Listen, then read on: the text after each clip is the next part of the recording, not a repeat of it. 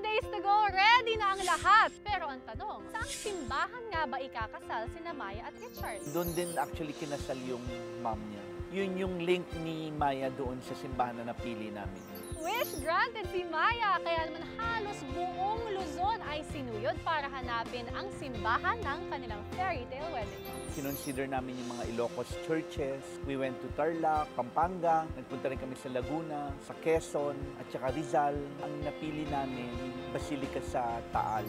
Elegante siya, at the same time simple, reflective ng characteristics nila Maya and Richard. Pag tinignan mo lang yung simbahan, mamamangha ka.